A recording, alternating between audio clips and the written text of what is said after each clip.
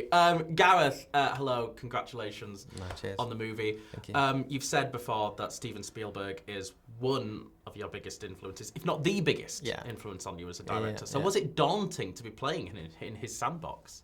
1,000%, yeah, totally. I would have been embarrassed to do it if it wasn't for the fact it was him going, go make this movie. Because when you read the script, to me, like the simple way to explain it to someone, and it's not totally true, is that it's this sort of like, if the movie's a pizza, each slice is like a little love letter to a Steven Spielberg movie in its own way, slightly, or a different genre. And so, as a filmmaker, it was kind of like, oh my God, I don't just get to do this, but I get to do this, and I can do this too. And so it felt a really exciting opportunity, but equally, I would have normally been embarrassed to have taken on something like this because it is such a Spielbergian, like such an obvious, Spielbergian influenced film, and because it was Steven saying go do this, giving you permission to do this, I couldn't say no because he's my absolute hero and the reason I got into filmmaking. So yeah, I mean, but when you said that embarrassment, has that been like, have you sort of like held back before from wanting to pay homage to him? Well, no, yeah, because everyone, we all have your kind of influences, right, and your heroes and the things, and hopefully the way your brain works most of the time is you do things, and then maybe halfway through or at the end, or maybe never, you never really understand your influences, but there's stuff in there that from other movies and experiences you had that have made you arrive at that result.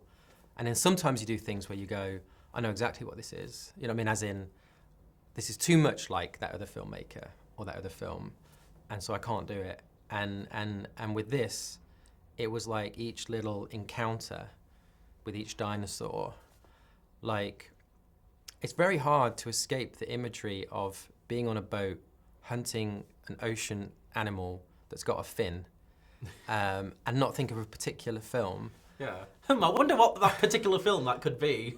Obviously, it's Meg. Yeah. But it's like, you're sort of going, okay, this is going to feel like Jaws, isn't it? And then it's like the whole game then becomes, how does this not feel like Jaws? Okay, how do I not? But then Jaws is a masterpiece and one of the greatest moments in cinema. So you're like, why am I trying to backpedal away from this amazing thing? So it's this very difficult relationship you end up in your brain where you're like, I'm trying not to copy, but I'm also being asked to do this, and also that is brilliant. And so it's like, you just get really traumatized going, and so yeah, you just make your way through it, and hopefully we landed in the right place. Have to ease yourself into the fact that this is actually a dream job underneath everything. Yeah, at some point. I feel embarrassed. I've been very, very, very lucky in my career. I don't really know how it happened, but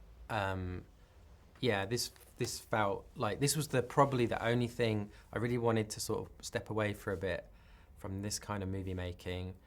But Jurassic's the only thing that would have like pulled me back in, and Steven, it was too good to turn down. Yeah. So one of the issues I've had with previous Jurassic Park and Jurassic World sequels is there's never too much of a sort of like a narrative reason that feels legitimate enough for these characters to be putting themselves back in harm's way or to reopen Jurassic Park. And I feel like this is the rare sequel where we have that legitimate reason. We understand exactly why these characters are going, to put themselves in harm's way. Do you see this as, a way to sort of ground the franchise after sort of previous sequels may have, made audiences stop suspending disbelief? Well, I'm actually really good friends with Colin Trevorrow, who did the Jurassic World and Dominion, and it was weird because I didn't expect to do this movie, and what happened was on New Year's Eve, the year I got to do it, on New Year's Eve, it was like, do you go to a big party? Do you do this? Do you do the thing? And I was like, you know what? I just want to go. I live near Universal Studios because I love movies like this. Yeah. And I was like, I just want to go to Universal Studios and go on some of the rides and then go home. Right. So me and my girlfriend went to Universal Studios, and the ride we went on was the Jurassic ride. Yeah. And so I went on the Jurassic ride. It was like very un-rock and roll for like a midnight New Year's Eve thing to do. And I took a picture of me and sent it to Colin, you know, and was like, look how I'm spending New Year's Eve, right? This is how sad I've become at 49 or 48, whatever it was. And then suddenly, like later that year, I'm meeting up with him, and it's like I got offered Jurassic, and it was like this really like weird moment. And so I feel like, you know, the success they had with those movies was insane. Like the box office and everything is just incredible, and we can't compete with that, it feels like. So my goal was to go back to, and it felt like the screenplay was sort of harkening back to the original Jurassic Park, and so my goal was to try and make kids that go to see this movie get as close to feeling how I felt when I saw the original Jurassic Park as possible. And it was a kind of a nostalgic movie in the sense of I wanted to feel like Universal Studios had gone into their vaults, found this old reel of film and wiped the dust off, and it says Jurassic World Rebirth, and they'd been like, we don't remember making this. and it's like this like callback to an early 90s film. So we were like just trying to go over there with it because it felt like that's to me what I got excited about, and that sort of Spielbergian love letter of it all. Yeah. So you were also very sort of central in helping create the creatures as well, like especially the D-Rex.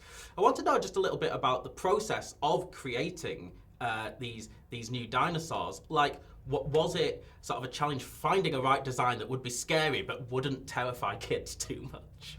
I'm hoping they will terrify kids too much. Okay, great. That's the quote I'm using. that was the goal. Yeah, and I mean, kids are way more tolerant of scary things than we think, I reckon, half the time. I remember when I was 10, the sort of movies I would go see, or get on Betamax, was way beyond your years, usually, of what your parents were letting you see. And so, like, it's difficult to scare kids these days. And so, yeah, I think what happened was Antoine, who was one of the concept artists, who basically is one of the best dinosaur designers in the world, he thinks the original T-Rex in the original Jurassic Park is the greatest creature design in the world. And so we set him the task of going, okay, we're going to try and we've got a new T-Rex in our film, and we want you to try and like better it.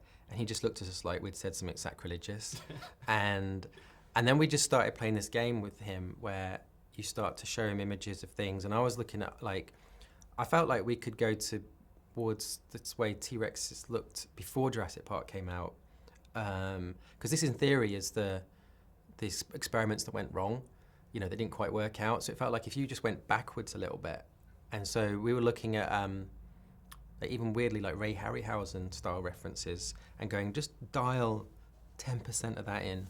And it got really exciting. And then when it came to the D-Rex, which is the creature you're talking about, I sort of ended up going, okay, it's a little bit like a Rancor monster. It's a little bit like H.R. Geiger's Alien. It's obviously a little bit like a T-Rex.